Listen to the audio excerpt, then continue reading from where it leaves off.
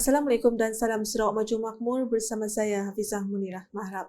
Tumpuan berita, keamanan dan keharmonian yang dikecapi di Sarawak merupakan khazanah terbesar yang mesti dihargai, dikekalkan dan dipelihara sepanjang masa. Tuan Yang Terutama TYT yang di-Pertuan Negeri Sarawak Tun Pehin Sri Abdul Taib Mahmud berkata, keamanan dan keharmonian yang dinikmati ini dibina di atas asas yang kukuh yang diwujudkan melalui keringat dan darah nenek moyang terdahulu. Ujarnya, wang dan kekayaan boleh dimiliki dengan mudah, tetapi kedamaian dan keharmonian hanya boleh diperolehi melalui penerimaan dan penghormatan antara satu sama lain. Beliau berkata demikian dalam perutusan sempena perayaan Hari Krismas pada Ahad.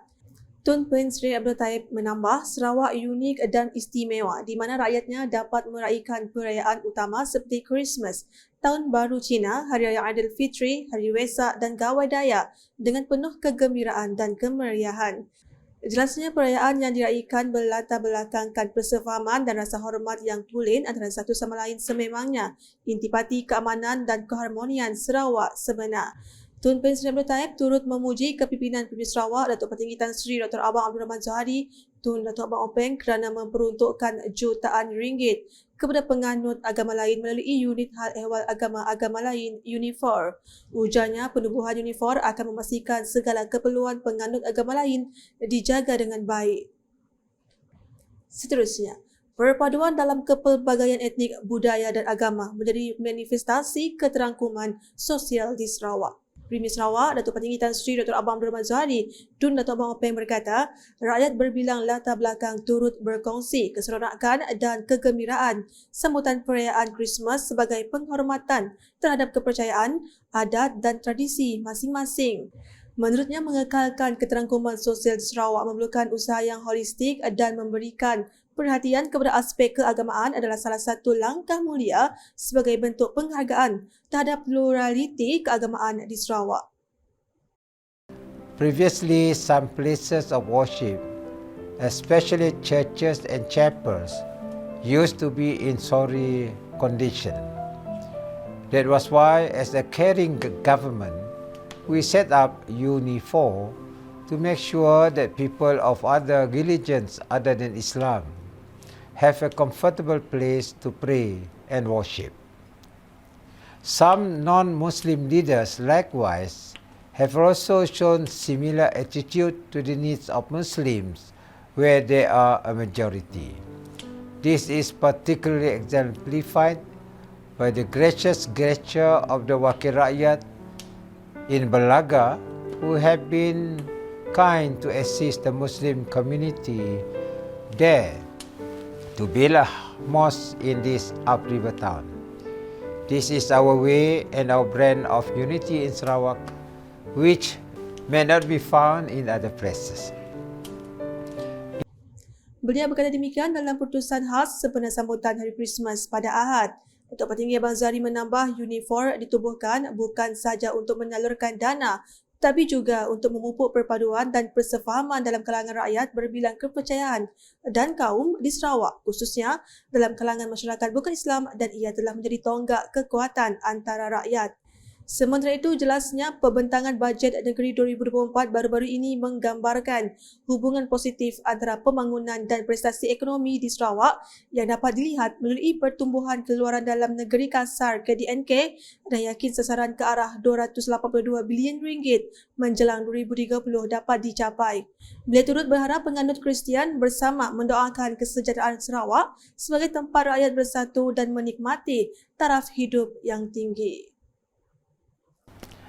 Dalam pada kita berada di ambang meninggalkan tahun 2023 dan melangkah ke tahun 2024, saya mengajak saudara dan saudari sekalian untuk terus mengukuhkan iltizam untuk menyumbang kepada keharmonian dan kemajuan Sarawak dalam apa jua kapasiti dan peranan. Sarawak adalah ibu pertiwi kita dan kita semua adalah penentu masa hadapan Sarawak yang gemilang. Laporan selanjutnya, Belanjaan Sarawak 2024 berjumlah 12.36 bilion ringgit mencerminkan komitmen berterusan Kerajaan Gabungan Parti Sarawak GPS dalam mencipta masa depan yang lebih baik untuk Sarawak selaras dengan tema pembangunan untuk semua bersama membina Sarawak yang sejahtera, mampan dan bersatu. Timbalan Premier Sarawak Datuk Ahmad Douglas Ugah Embas berkata belanjawan terbesar dalam sejarah itu adalah bukti kejayaan semua pemimpin masyarakat termasuk pengurusan kewangan yang teliti yang secara tidak langsung akan merangsang perbelanjaan kerajaan dan menggalakkan pertumbuhan ekonomi. The 2024 budget again largely focused on rural development.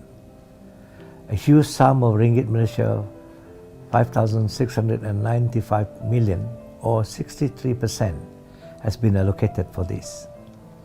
From that amount, we will have ringgit Malaysia 550 million to implement the Project Rakyat, ringgit Malaysia 420 million for the Rural Transformation Project, and ringgit Malaysia 200 million for regional development agencies, and ringgit Malaysia 260 million for minor rural projects. In addition, a sum of ringgit Malaysia 799 million has been allocated to my Ministry of Infrastructure and Port Development. So we are going to have many more or better roads and bridges along the way. This will enhance our basic infrastructure and particularly rural connectivity and accessibility.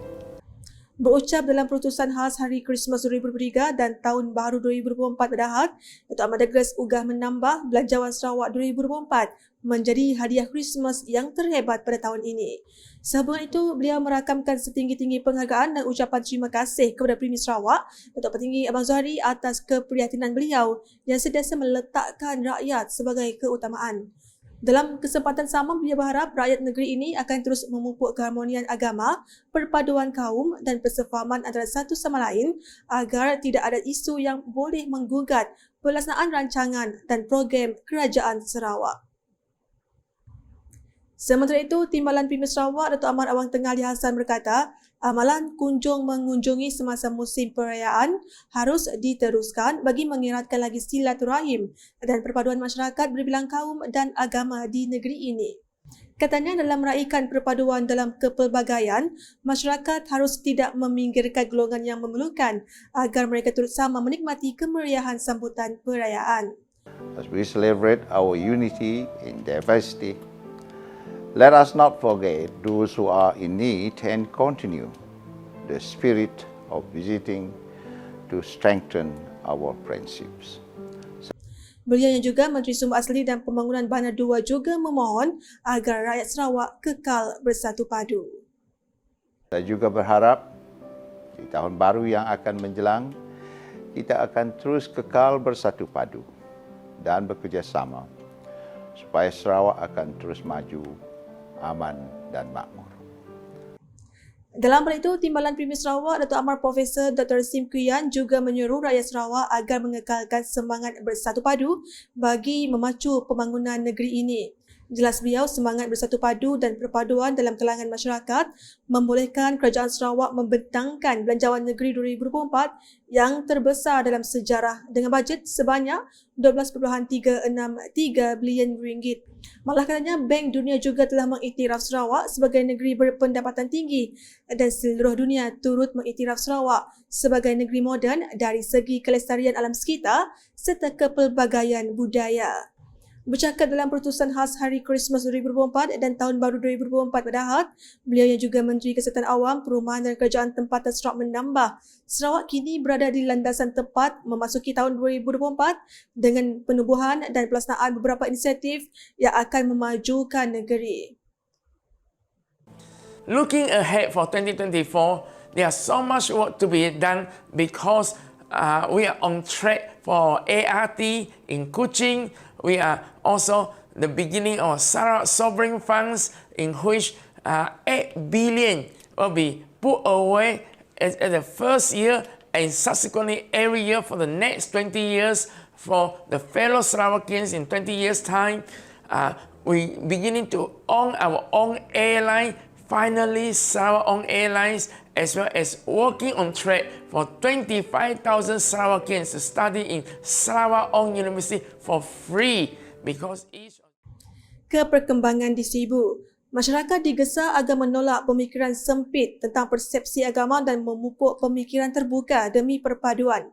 Timbalan Menteri Pendidikan, Inovasi dan Pembangunan Bakat Sarawak, Datuk Dr. Anwar Rapaim berkata, program sumbangan sebenar Hari Krismas adalah amalan yang sangat baik dalam kalangan masyarakat walaupun berbilang bangsa dan agama.